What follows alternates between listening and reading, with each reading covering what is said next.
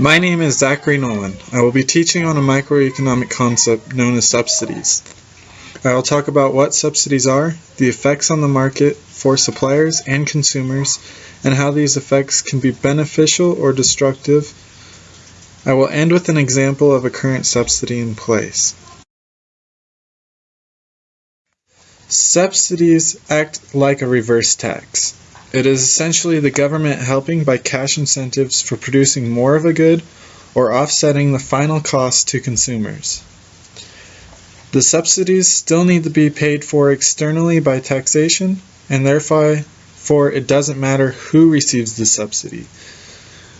The people who receive the subsidy benefits usually suffer the tax burden.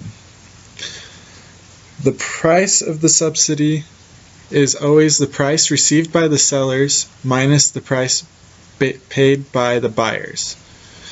And to find the total cost of a subsidy, you take the amount of the subsidy times the unit subsidized to find the tax burden it creates.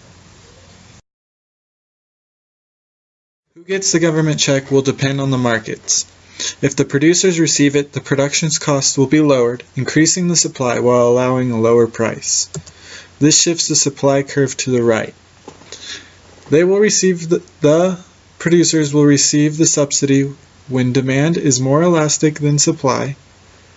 They also bear more of the tax burden.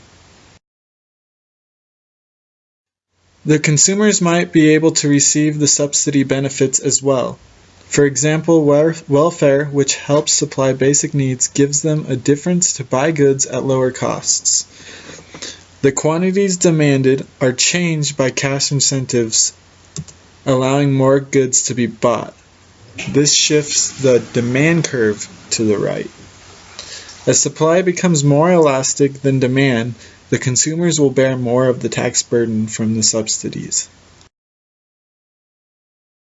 Nature of subsidies create inefficient markets.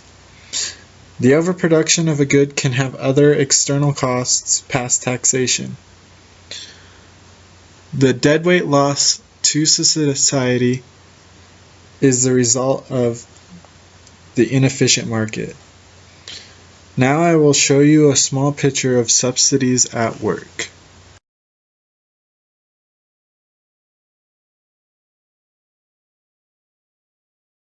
Agriculture grazing is working through government subsidies.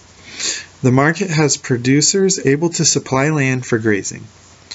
According to Randy Newberg, the current rates for grazing on private grounds is around $25 to $30 AUM, while public grounds through subsidies is as low as $1.35 AUM in Montana.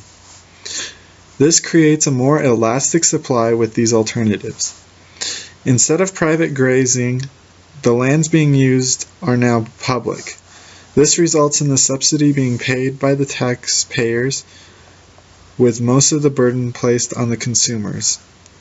The grazing on public land leads to the overuse of these lands. This creates externalities which are negative.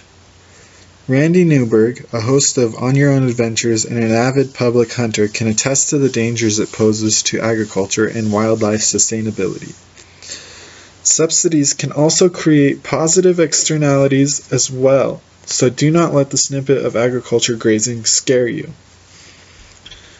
This concludes my teaching on the subject of subsidies, of what they are, how they affect producers and consumers, as well as the markets, with their beneficial or negative behavior. Thank you.